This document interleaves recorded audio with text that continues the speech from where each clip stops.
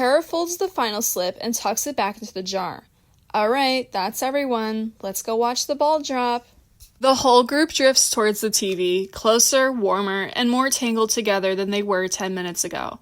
5 minutes, Tanya murmurs. Alright, Cara says, clapping her hands once. Who wants to do shots? Michelle shoots her hand up.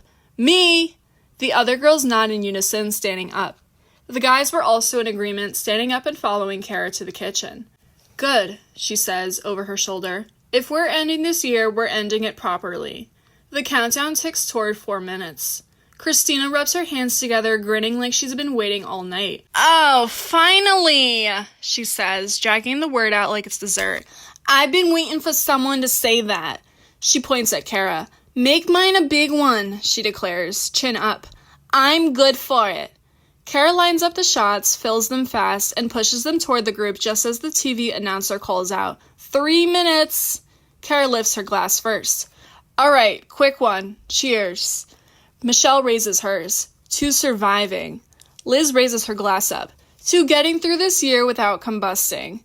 They clink their glasses, messy, uneven, and throw the shots back in one go. Christina taps the island twice like she's steadying herself. The boys cheer.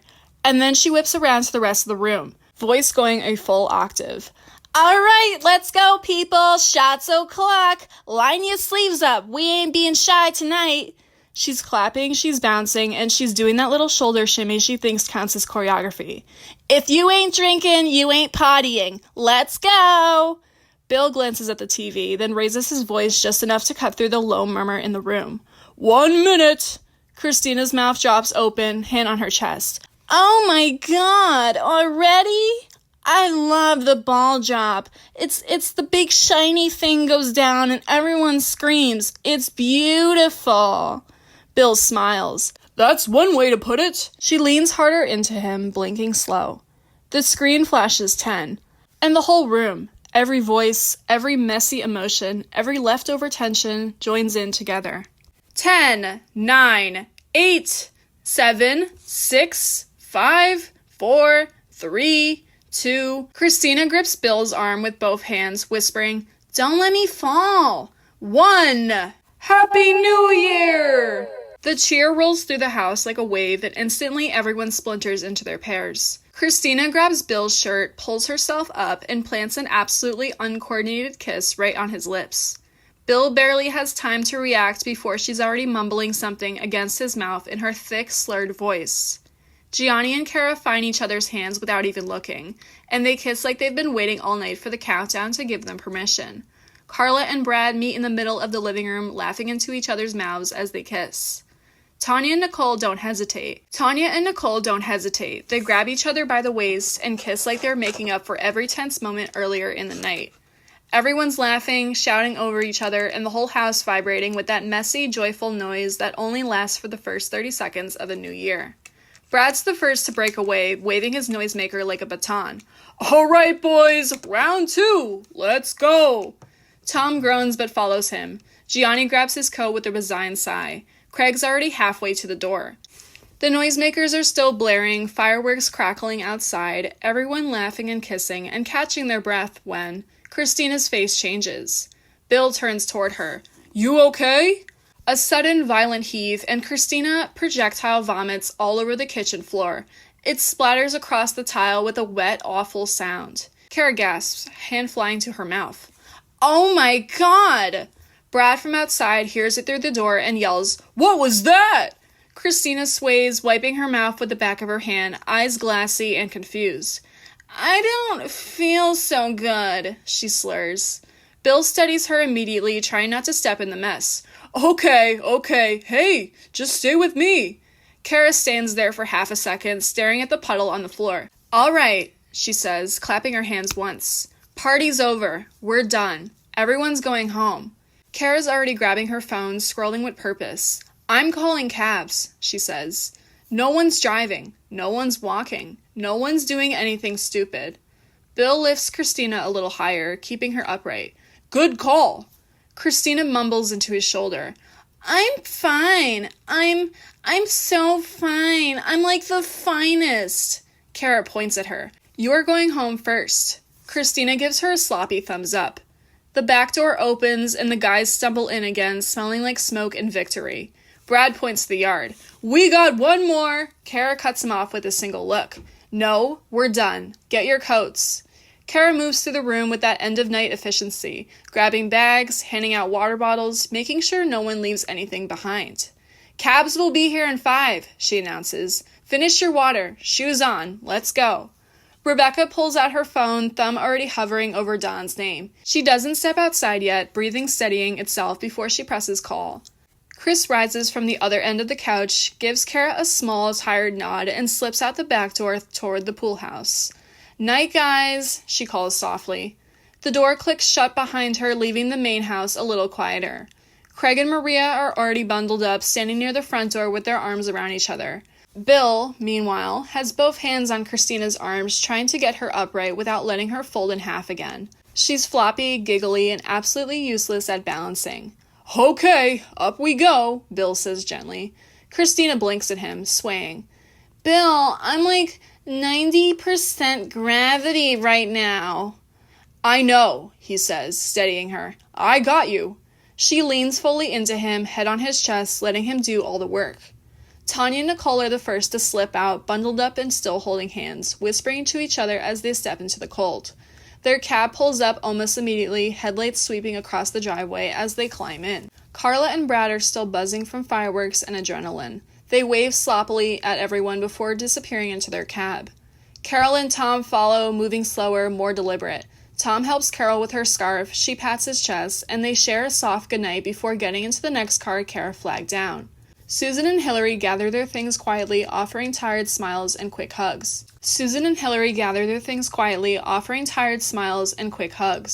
Their cab arrives last in the little cluster, and they climb in together, waving through the window as it pulls away. Rebecca stands near the couch, coat half on, phone pressed to her ear. Her voice is low, controlled, but there's a tremor under it. "Hey, it's me," she says, turning slightly away from the room. "Can you come get me? Yeah, I'm at Cara's. I'd rather not take a cab." "Okay, thank you. I'll be outside." She hangs up, exhales, and slips her phone into her coat pocket. The night is winding down, one person at a time, the house slowly emptying into the cold new year. Bill gets Christina's coat around her shoulders, guiding her gently toward the door. She's still leaning heavily into him, her steps slow and uneven, her words soft and slurred. "Cara," she calls out, dragging the vowels. "Thank you for a really good night," she sways, searching for the last bit of the sentence. You're the hostess with the mostest." Cara gives her a tired but warm smile. "Get home safe, babe." Christina nods way too hard. "I will. Bill's my designated upright maker." Bill laughs under his breath. "That's me. Come on." He helps her down the steps, steadying her as the cold air hits her face. She mumbles another thank you over her shoulder before the door closes behind them. Cara is wiping down the counter when she notices Rebecca slipping her phone back into her coat pocket, scarf already looped around her neck. Cara steps over, softening her voice. "Hey, you good? You got a ride?" Rebecca nods once, eyes steady but still tired. "Yeah, Dawn's coming." Cara studies her for a beat, just checking. "All right, as long as you're not standing out there alone." "I won't," Rebecca says, pulling her coat tighter. "He's on his way." Cara gives her a small, approving nod. "Okay, good." Behind them, Michelle and Liz are still curled into the couch, murmuring to each other, the last remnants of the night settling into a soft, tired hum. Rebecca pulls her coat tighter around herself, gives Michelle and Liz a small, tired wave. "Good night, you two. Happy New Year."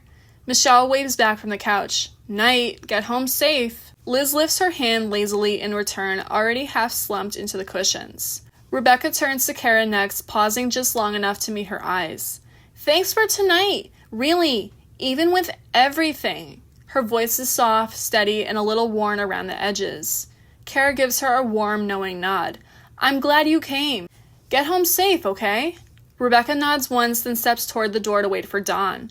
As soon as she's out of earshot, Liz's head snaps up, eyes wide. "Did she just say Dawn's coming?" Michelle groans. "Oh my God, Liz. Don't start." Liz throws her hands up. "I'm not starting anything. I'm just observing." Cara, wiping down the counter, doesn't even look up. "You're observing very loudly." Liz shrugs, lowering her voice only slightly. I'm just saying, that's a choice. Michelle and Liz drift toward the front door with their coats half on, shoes in hand, still moving slowly from the post-party haze. Outside, Rebecca steps into the cold just as Dawn's SUV pulls up. She opens the passenger door, slips inside without looking back, and the car idles for a moment before pulling away down the street. Michelle and Liz watch from the doorway like two nosy aunties who've earned the right. Liz murders. I swear to God. Michelle elbows her lightly. Shh, let her be. Liz crosses her arms but doesn't move until Dawn's taillights disappear around the corner. Okay, now we can go. Night, Cara, Michelle calls back. Happy New Year, Liz adds, already halfway down the steps. Cara waves from the doorway, tired but fond. Get home safe, you two. Michelle and Liz climb into the cab, still talking under their breath, still half laughing. Inside Dawn's car, it is almost completely silent. Rebecca sits angled toward the window, watching the streetlights smear into soft streaks as they pass. Her hands are folded tightly in her lap. Dawn glances over at her for the third time in a minute. You okay? He asks gently. She nods without looking at him. Yeah. You sure? Yeah, I'm fine. But her voice is soft, frayed at the edges. He tries again. You want water or... Dawn, she says, finally turning her head just enough to look at him. Thank you, she says quietly. He blinks. For what? For coming to get me, she swallows. And for everything you're doing for Marnie. He opens his mouth, but she keeps going, words slow and careful, like she's choosing them one at a time. I know I've been difficult, and I know I haven't made this easy for either of you, she exhales, long and shaky. But she's happy, and you're good to her, and I see that. Dawn's hands tighten slightly on the wheel. Rebecca looks out the window, voice barely above a whisper. I accept it. You too. I do. Drunk or not. Dawn keeps his eyes on the road for a moment, letting her words settle. Rebecca, you don't owe me that, he says. Not tonight, not ever. She shifts slightly, but he keeps going, careful, measured. I know this hasn't been easy for you. I know I haven't always handled things the right way. He exhales through his nose, a quiet, honest sound. But I meant it when I said I care about her, and I meant it when I said I care about you too. Rebecca looks down at her hands, but she's still listening. Dawn's voice softens even more. I'm here. For her. For you. For all of it. And I'm not going anywhere. Cara stands in the middle of the kitchen, hands on her hips, surveying the aftermath. Cups, crumbs, confetti, a faint stain where Christina lost the battle with gravity. She exhales, long and slow. Gionni steps up behind her, sliding an arm around her waist. Hey. She leans back into him without thinking. Hey. You okay?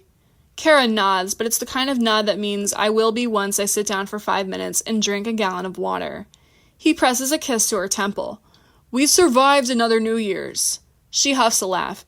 Barely. Gionni squeezes her waist. Come on, let's finish this tomorrow. Yeah, she says softly. Tomorrow. He takes her hand and leads her toward the living room. She flicks off the kitchen light as they go, plunging the space into a warm, sleepy darkness. Cara shifts closer, letting the weight of the night finally slide off her shoulders. Gionni kisses the top of her head. Happy New Year, babe. She smiles into his chest. Happy New Year.